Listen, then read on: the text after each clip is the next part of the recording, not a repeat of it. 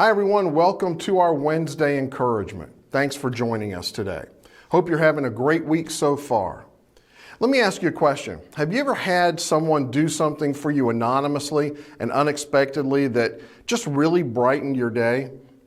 Think about that, and we'll talk about that in a minute. But first I want to take a minute and talk about what's going on at Cherry Avenue Christian Church. Coming up on Wednesday, October 6th, will be our next prayer lunch. It'll be at noon in the fellowship hall. We'll have lunch. We'll spend a dedicated time in prayer for the people around us and our efforts to reach out with the love of Christ. We'll wrap up by about 12:45 so that you can have time to get back to work. So please plan on joining us Wednesday, October 6th at noon. Ladies, if you haven't already signed up for the Fall Ladies Retreat at Blessings Lodge, there's still time, but the window's closing fast. It's going to be October 15th and 16th, and your registration fee includes your room, your meals, all the activities that you have at that weekend. Information and registration forms are available at the welcome desk at the church, or you can email the office or call and we can send that to you. But don't miss out on this wonderful weekend.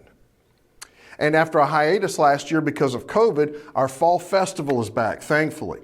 And it's going to be Saturday, October 30th. We're going to have the big inflatable games as well as the perennial favorite, the gyroscope ride. We're looking forward to a great afternoon for the neighborhood kids. And we need volunteers to pull this off. Whether it's setup or takedown, staffing, the food machines, or the games, we can really use your help. So if you would like to volunteer, please call the office or email me. Let me know as soon as possible. And if you have a preference on what you would like to do, let me know and I'll work to get you set up with that. The Fall Festival is always a great time, and it's because of volunteers like you. Well, over the past year, about 50 people in Colorado started receiving packages with no return address on them. And when they opened them, they found a small jar with their name on it. The accompanying note said, "Hi, I'm a compliment jar. When you're feeling sad, angry, lonely, or just need a boost, pick out a piece of paper from inside to read. I hope you enjoy and get a little happiness from this gesture because I think you're amazing." And here's the thing that really caused this to have an impact. The notes weren't just bland cookie cutter compliments like, "You're great," or "You're the best." They were specifically written for that individual, something that only a person who knew them would write. One of them said, You're awkward in a cute way, like an elevator ride, but with puppies." I love that.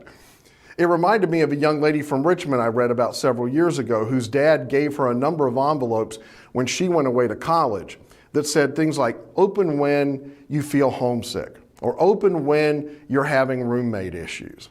And there were notes of encouragement or gift cards to restaurants or other things to lift her spirits. The notes really helped her through the first year away from home.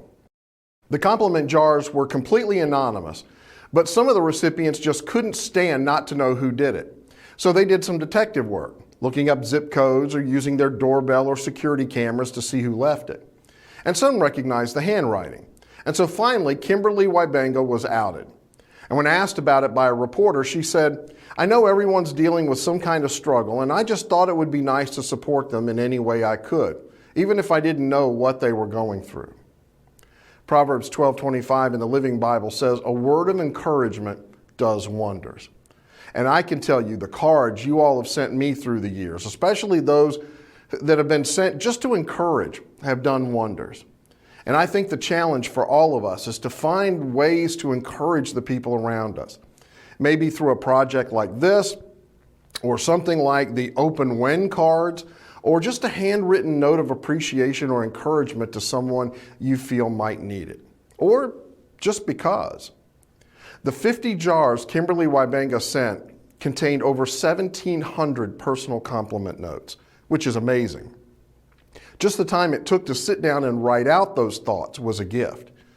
Once she was outed, Kimberly made a video of people's reactions, which I'll link to below.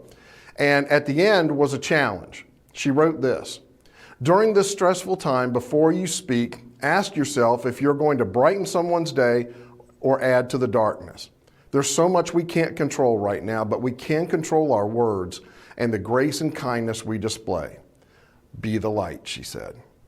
Considering Jesus' words to us that we're the light of the world, I can't think of a better challenge.